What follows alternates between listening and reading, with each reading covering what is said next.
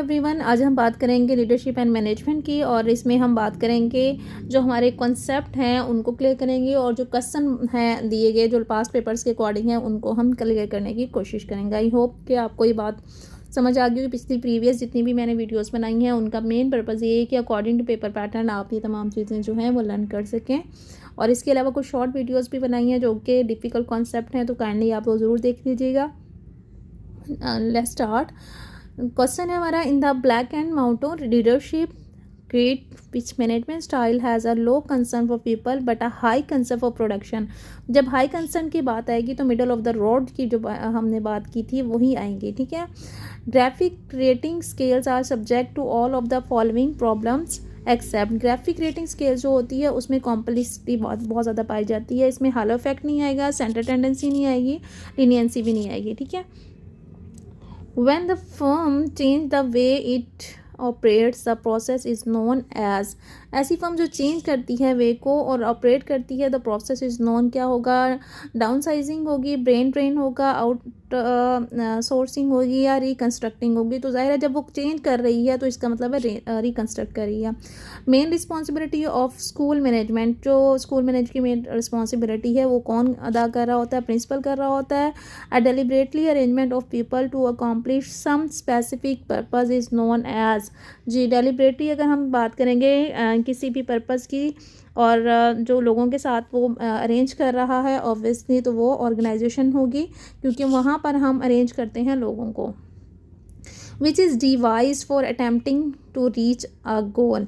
Device for attempting to reach a rose, जब हमने एक गोल एक टारगेट को रीच करना है तो उसके लिए हम क्या करेंगे, ऑब्वियसली एक प्लान बनाएंगे। The purpose of educational administration is to enable an institution to carry out it functions with. The purpose क्या है एजुकेशनल एडमिनिस्ट्रेशन का, कि इनेबल किया जाए किसी भी इंस्टीट्यूशन को कैरी आउट टू फंक्शन, ताकि वो फंक्शन सर अंजाम दे सकें ग्रेट सक्सेस, ग्रेटर इफेक्ट के लिए, एक्स्ट्रा एफिशिएंसी के लिए, मैक्सिमम एफिशिएंसी जो है वो हासिल कर सकें, right. When management makes rational choices, जब वो रैशनल चॉइसेस देता है under certain condition of risk and cost benefit analysis, the process is. जब रिस्क एंड कॉस्ट की हम बात करेंगे ऑब्वियसली प्रॉब्लम सॉल्विंग ही आएगी यहाँ पर आगे। विच of the following is the heart of management process. जो हार्ट है मैनेजमेंट प्रोसेस का वो प्लानिंग होता है, प्रॉब्लम सॉल्विंग होता है, या फिर कम्युनिकेशन होता है, या लीडरशिप होता है। तो ऑब्वियसली हार्ट जो होता है कम्युनिकेशन होगा। अगर कम्युनिकेशन की जगह यहाँ डिसीजन मेकिंग भी लिखा हो तो डिसीजन मेकिंग को आप टच करेंगे, ठीक है। यानी कि दो चीज़ें हैं, हार्ट ऑफ कम्युनिकेशन हो सकता है, हार्ट ऑफ डिसीजन मेकिंग हो सकता है। Which of the following is required for a good communication. क्या चाहिए होता है, ऑब्वियसली क्लैरिटी ऑफ थॉट होनी चाहिए, ड्रामेटिक प्रेजेंटेशन होनी चाहिए, स्पीकिंग विदाउट पॉज भी होनी चाहिए। तो बाकी तमाम चीज़ें भी होनी चाहिए मेरे हिसाब से तो ऑल ऑफ दीज है, लेकिन यहाँ पे जो मेन जो चीज़ हमें चाहिए फॉर गुड कम्युनिकेशन के लिए, तो क्योंकि बात सिर्फ गुड कम्युनिकेशन पर क्या कर दी गई है तो हमें यहाँ पर स्पीकिंग विदाउट पॉज चाहिए, ठीक है। Theory X and theory Y present किसने की थी, जाहिर है डॉगलस मैकग्रेगर ने की थी। Which is the assumption for theory x of, जो मैकग्रेगर की थी वो ये कहता था कि ह्यूमन जो है वो नेगेटिव है, मतलब उनका काम की तरफ ध्यान नहीं है, वो काम से जान छुड़ाना चाहते हैं। ये थेरी थी मैकग्रेगर की, थेरी एक्स थी, जिसमें उनको हम ज़बरदस्ती काम की तरफ राग़िब करते हैं किसी न किसी तरह से, लेकिन वो खुद काम नहीं करना चाहता। Which category of part the dependent on fair. कौन सी कैटेगरी है जी, कोरेसिव पावर होती है जिसमें हम डिपेंड्स करते हैं फेयर के ऊपर, ठीक है। आगे process of setting mutually agreed goals and using those goals to evaluate employee performance is. तो इसमें क्या होगा, देखिए ऐसा process of setting mutually agree होते हैं उस गोल के लिए और उस यूज़ करते हैं this goals to evaluate employee performance.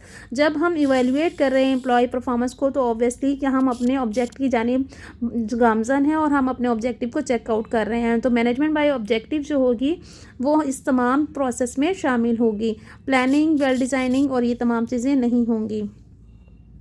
A series of related task that established way of performing the work is by done, way of performing the work is by done. देखिए सीरीज़ है, different task करने की, एक के बाद दूसरा, दूसरे के बाद तीसरा हमने, और ताकि हम अपने परफॉर्मेंस को बेहतर कर सकें तो वो प्रोसीजर ही होगा। Authoritarian model is suitable for discipline के लिए। अथॉरिटेरियन मॉडल वो होता है जिसमें सिर्फ एक आपको ऑर्डर दिया जा रहा है, अथॉरिटी ने दे दिया और आप सबको उस पर काम करना है, ठीक है।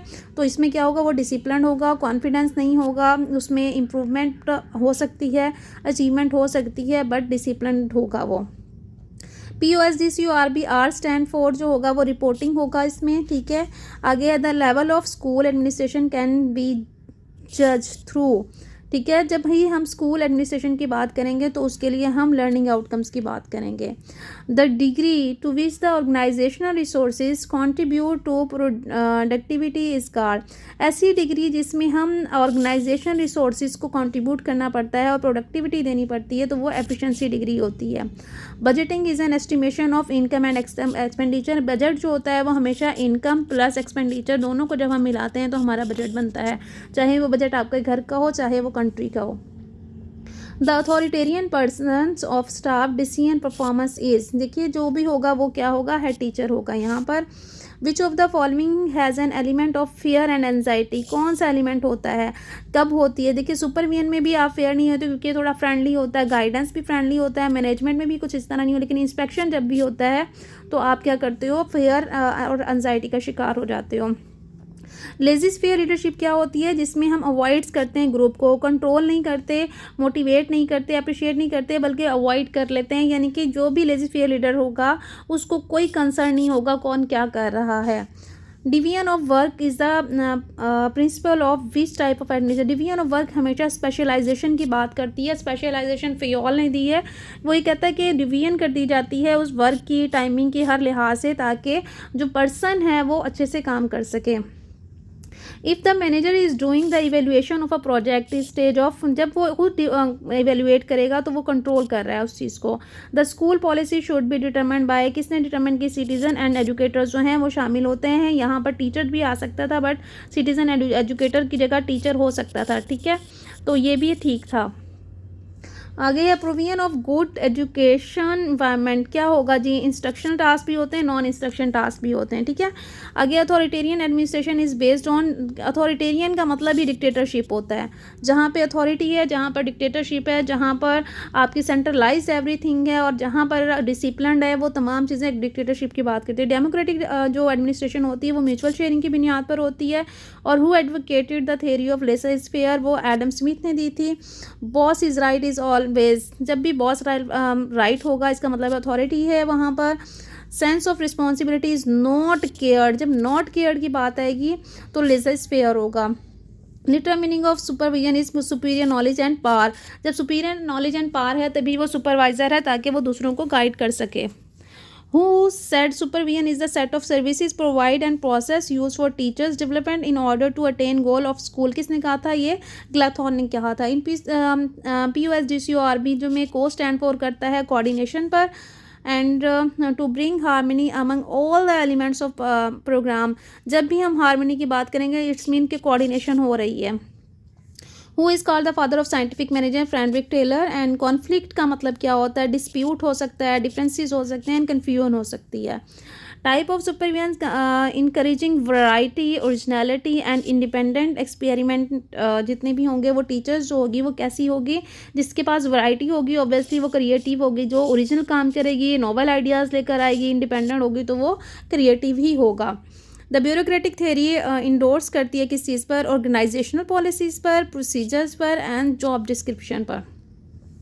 The process by which direct information, ideas, explanation and question are transmitted from person to person और फ्रॉम ग्रुप टू ग्रुप, तो ये क्या होगा, ऑब्वियसली जब आइडियाज़ शेयर हो रहे हैं तो ये कम्युनिकेशन होगी।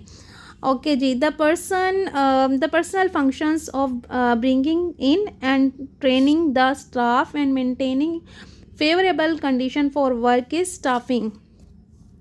ओके नेक्स्ट चलते हैं, the communication from teachers to the principal. तो देखिए टीचर नीचे की जानिब है तो प्रिंसिपल ऊपर की तरफ है, तो ये अपवर्ड होगा, ठीक है, ये अपवर्ड होगा। उसके बाद आ जाता है हमारे पास communication from senior staff to junior staff. तो सीनियर ऊपर की तरफ है, नीचे की तरफ आ रहा है, तो ये डाउनवर्ड हो गया हमारे पास, ठीक है जी। आगे आगे the process of making judgement by which more planning for improving the possibilities जो होंगी हमारे पास, देखिए वो प्रोसेस जो होगा वो प्रिंसिपल ऑफ इवेल्युएशन होगा। जहाँ पर भी हम जजमेंट की बात करते हैं वहाँ पर हम इवेल्युएट करते हैं चीज़ों को ताकि हम बेहतर बना सकें। The nomenclature is concerned with the determination of corporate policy and the overall coordination of production, distribution and finance. देखिए जहाँ पर भी नॉमेनक्लेचर जो कल्चर होगा, ठीक है, उसके बाद कंसर्न होंगे, डिटर्मिनेशन होगी, कॉर्पोरेट पॉलिसीज़ होगी, और कॉर्पोरेट पॉलिसी जब बनेंगी तो ऑब्वियसली वो एडमिनिस्ट्रेशन ही बनाएगी, क्योंकि यहाँ पे कल्चर क्या है, जहाँ पे कंसर्न है वो प्रोडक्शन का, डिस्ट्रीब्यूशन का, फाइनेंस का, वो एडमिनिस्ट्रेशन है। The term which refer to execution of policy, जो एग्जीक्यूट करता है इसे मैनेजमेंट होगा। The emphasis here is on planning and conceptual activities, top level पर होगी, जहाँ पर भी प्लानिंग होगी वो टॉप लेवल पर होगी, ठीक है। The management plans and puts into effect day to day activities making certain plans that they should be carried out by the workers, तो वो लोअर एंड सुपरवाइजरी लेवल होगा।